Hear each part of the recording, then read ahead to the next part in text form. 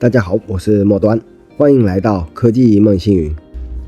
这期讲两个东西，一个是 XAI， 也就是使用马斯克的 Grok 搜索免费节点池，它就像《山海经》里的玄龟和能治足疾，叫声像劈木头，关键是它永远在水里转，随叫随到。一旦你学会怎么搜以后，它多到用不完，而且可以随时切换。当然，免费节点池都是有时效的。另外一个是使用欧洲的这个 Always Data， 用它来做永久免费的 VPS 至少它的官网号称是永久免费Always Data 搞永久免费 VPS， 就像是《山海经》里的混沌本尊。混沌是什么特点呢？没脸没皮，也就是没有固定 IP， 无处不在，也就是拥有全球的节点。其他人是看不清打不死，比小强还小强。当然自己的 IP 还是要纯净一点。话不多说，直接开始讲。首先要用的就是用马斯克的这个 Grok 来搜索免费的节点池。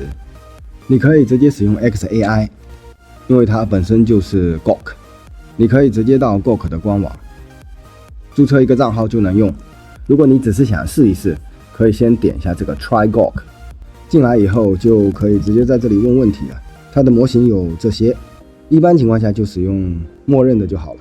你也可以直接到 X 上，也就是 Twitter 上，它这里也有 Grok， 它这里能适用的模型也差不多，无非是说对于新发布的它有试用的机会，因此无论用哪一个都可以，基本上就看大家的喜好了。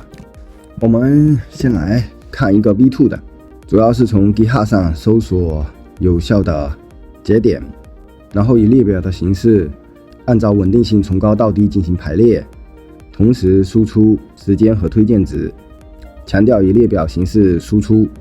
模型的话就选这个努力思考这个吧，点一下发送，它就开始帮我们思考和搜索了。我们选一个存活时间长一点的，这个的推荐值虽然只有75，但是它是每日更新也就是说它有可能可以跑满24小时当然基本上它所谓的每日更新并不是说它一定能跑满24小时，而是说它24小时就会更新一次。当然它敢说每日更新，应该多少是有点把握的吧。另外我也不想频繁的刷客户端，这不省点麻烦吗？点击打开它，看一下它能不能用。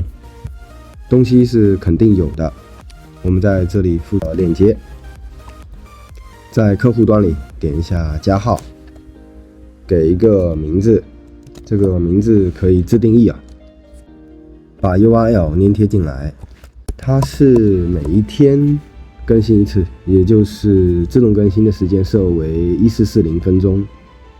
点同意，选择新建的这个分组，点击分组，点击更新，这样就更新出了很多的内容。有这么多内容，我们当然要选一下右击，测个速度。大部分都是有速度的，换言之就是大部分都是可用的。在这里面有的比较快，你看这个增延迟很低的这种就比较快。-1这一种不是不能用你要做优选 IP 或者优选域名这个之前也已经讲过了，这里就不再赘述了。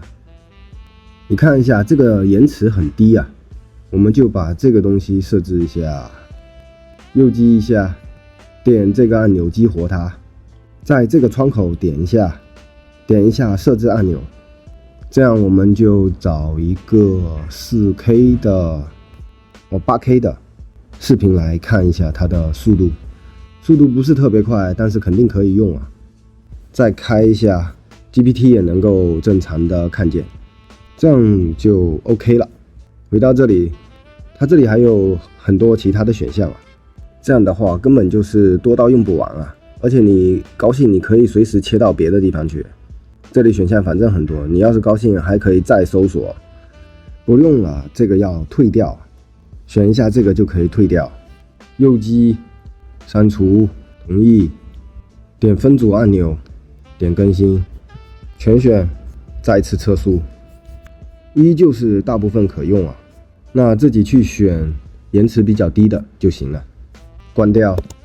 对于还没有客户端的，可以去这个地方下载，这个肯定是很老牌的了，你自己看一下它的星就知道了，非常多星的，满天都是星。当然这个客户端也不错，有需要 Clash 的就去这里下载，星也是非常多的。其实东西差不多，它就是图形界面更好看一点。我们也看一下它的免费节点池吧，还是在这里用它搜一下。这次是换 Clash 的免费节点池了，按照新鲜度从高到低进行排列，同样要给出更新时间和推荐值，以列表的形式输出。模型还是这个思考型，点一下发送，这样就开始搜索了。好，这样就出结果了。第一个的推荐值是95，但是它半天就要更新一次。下面这些都是每日更新或者是每几日更新，这种每日更新的比较好。我们就看第二个吧，点击一下看一下它能不能打开。是的，可以打开。那我们就直接复制它的 URL， 打开你的客户端，点击订阅，粘贴链接，点击导入，导入成功，选中刚才导入的这一个，点击链接按钮，在这里可以看到它的很多的链接就开始了，这链接已经很多了。点击一下代理，点一下测速，速度很不错，这个速度对于免费节点池来说就非常不错了。点一下订阅，如果你需要更新，你就点一下这个按钮，这样它就会重新更新了。当然了，它还有好多其他的选项，你都可以点一下，马上打开看一下。这个也是有值的，我刚才点的这一个 Master Clash 的这一个，它也是有值的。导入也是一样的，复制一下这个 URL 到你的客户端里去，你直接粘贴这个新的 URL 进来，粘贴新的链接，点导入。第二个订阅链接导入失败，没有关系啊，你还有好多啊。第二个不行就选第三个，现在这个东西你多到用不完啊。打开以后复制第三个订阅链接，粘贴进来，点导入，这样又导入成功了。选择刚刚你导入的这一个，看一下链接，很多链接就逐渐的进来了。到代理这边测个速度，这个虽然速度上不如之前那一个，但是还是可用的。现在你就有很多的这种免费代理池了，你要高兴可以继续去搜，基本上多到用不完吧。要删掉也很容易，在客户端里右击删除，确认，右击删除，确认。那 Gok AI 搜索免费节点池就讲好了，开始看一下 Always Data 做免费 VPS。很明显这是一个欧洲的厂商，它是有免费计划的，点一下它的计划，这个数字是0，它代表了每个月付费是0，也就是不用付费。硬盘是1个 G， 内存是256兆， CPU 是1/4个，每3天会备份一次。这个条件呢就比较普通了，但是作为一个小的服务器还是可以的，自己用应该是没有太大问题。在这里点一下 Login， 因为它需要创建一个账号。进来以后点一下注册，注册需要邮箱，给个邮箱，给个密码，接受协议，点一下创建就可以了。创建好了以后需要做邮件确认，我们确认好了以后再继续。邮箱验证好以后就会说已经验证好了，点一下这个去控制台，这里是要选产品，我们当然应该选 Free 的这一个。常看我视频的小伙伴知道我视频主打的就是不花钱。下面这个 name 它有解释啊，它会是 subdomain 的名字，无论怎么说吧，它是可以自定义的，你给个名字就好。下面这个密码它是给 FTP、MySQL 和 SSH 用的，给一个密码，这2个都要勾起来，因为这里会看到 must 的意思就是必须。弄好了以后点 Let's Go， 好了以后就会看到欢迎页，没有什么用就关掉。然后会有基础的教程，这是官网提供的，直接关掉。顺便说一下 ，Always Data 对于分控值是比较高的。那么怎么样才能知道自己的分控值是多少呢？非常简单，测一下就知道了。到这个网站，把你的 IP 输进去，点一下搜索，下面就会出结果了。一般情况下，分数在15以下的都可以用。那如果你的分控值在15以上呢，就看运气了。我的这个分控值是1啊。回到 Always Data， 点一下 Web， 点一下 Sites， 我们在这里就可以看到刚才输入的名字就变成了这个域名的前缀，也就是子域名了。顺便说一下，就在刚刚我们设这个子域名的时候，我们也设了一个密码，那个密码是给 MySQL、FTP 和 SSH 用的。希望你已经复制粘贴并保存在本地，这样方便你等一会儿复制粘贴用。现在点一下这个 Modify 的按钮，进来以后，这里类型改 Node.js， 翻译一下。这次会用到的是这一个 GitHub 仓库，大家可以看新是很多的，点一个新。它的证书是 GPL 3.0， 这个证书是完全免费的。如果你要 fork 它或者把它分发出去的话，必须要继续坚持 GPL 3.0 开源免费的协议。看一下这个 package 的 JSON， 命令是 start， Node.js 的版本号只要大于14就可以了。点一下项目的名字，回到首页，向下拉，这里是 README， 这里就可以看到必须使用的变量名。Domain 也就是域名是一定的，其他的都并不是必须，会需要 subpass 来查看信息。不修改的话，它本身的默认值就是 sub。这个是 GPL 协议的说明，基本上就是自用是完全免费的。回到 Always Data， 它的这个命令应该是 npm start， 因为你可以在它的 repository 的 package.json 里面看到命令就是 start。向下拉到底，点提交，这样就改好了类型，就是 Node.js 了。为什么要改变类型呢？因为我们用的仓库是 Node.js 写的。打开远程访问，点一下 SSH， 在这里可以看到我们之前设的子域名，也就是我们域名的那个前缀，也是 SSH 用户的名字，它是password base 的 login， 也就是大概率用密码就能登录，而且它可以新增一个其他的 SSH 的用户，当然了，自己用的话就没有必要了。它的 SSH 的主机是这个，如果之前你没有保存好你设置的 SSH 的密码，可以点一下这个配置按钮。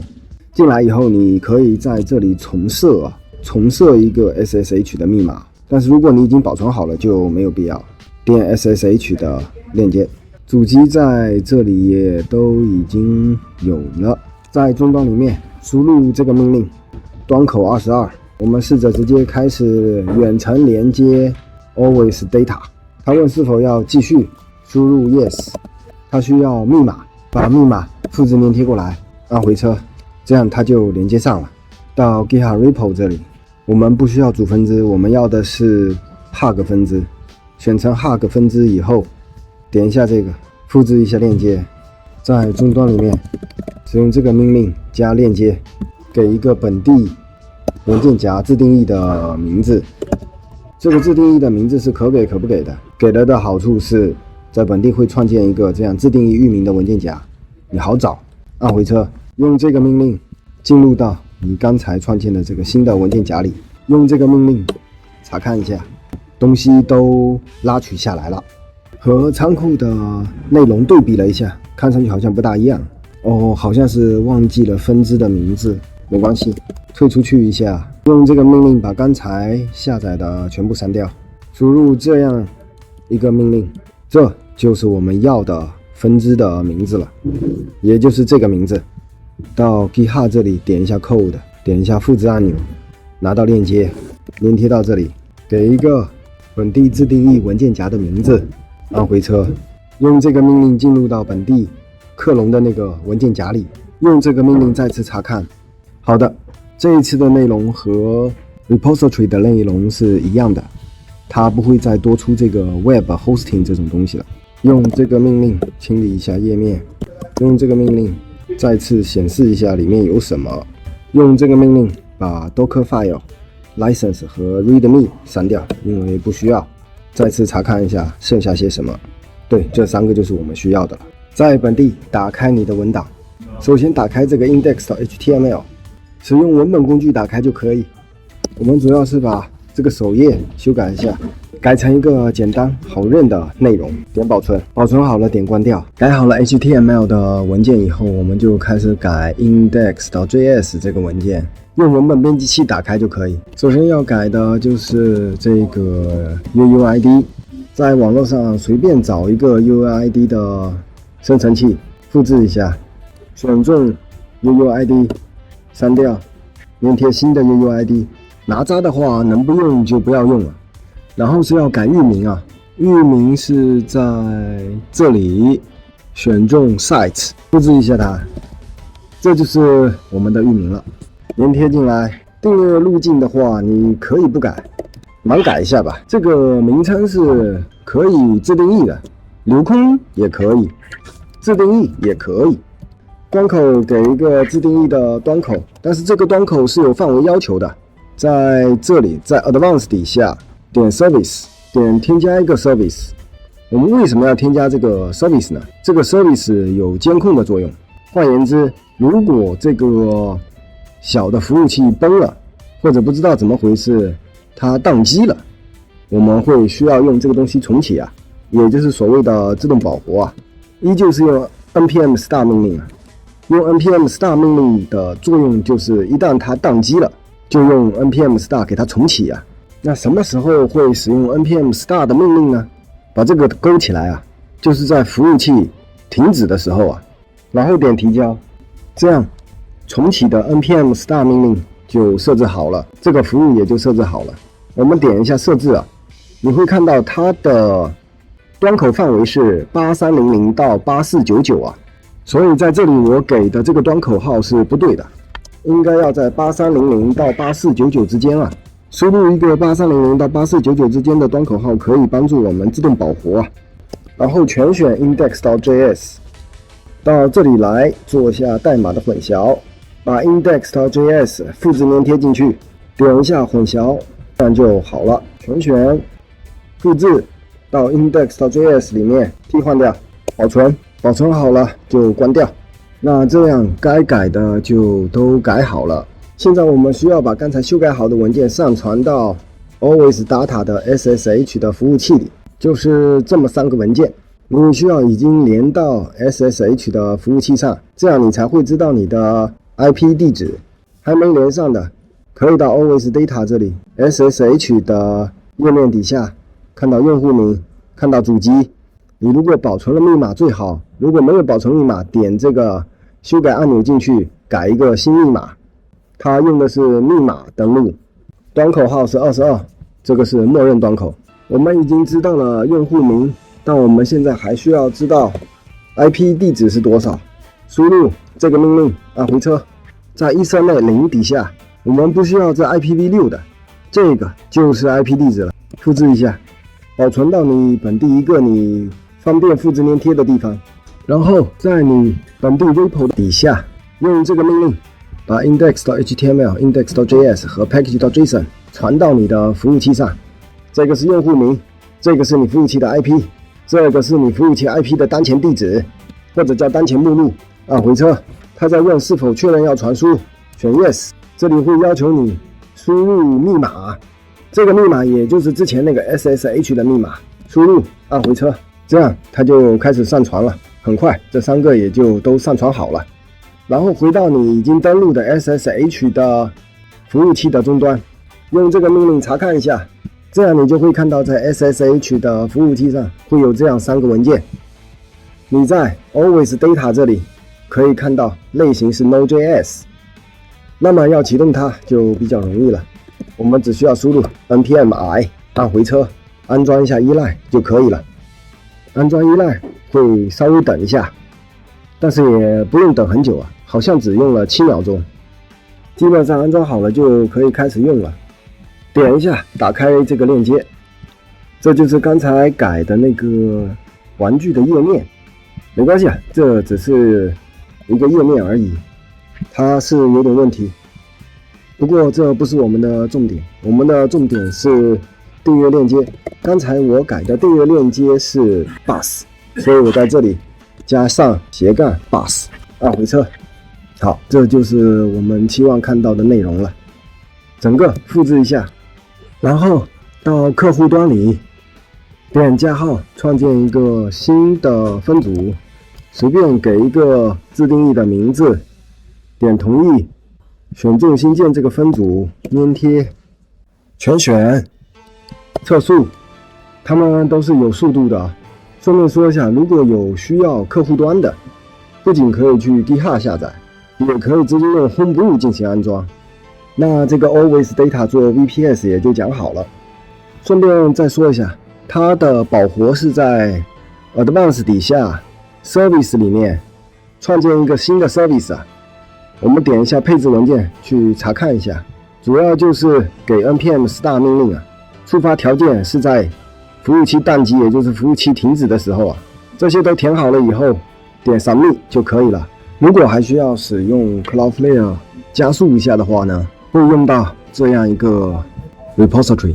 这个 repository 很简单啊，在 src 底下它就一个 works 文件啊，把这个东西扔到 Cloudflare 的 works 里就可以了。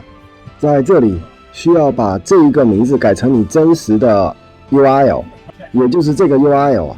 点一下项目的名字，点一下 Wrangler.tom。你还可以在这里把 workers 的名字给改掉。如果只是想简单起飞的话，这个已经做好了。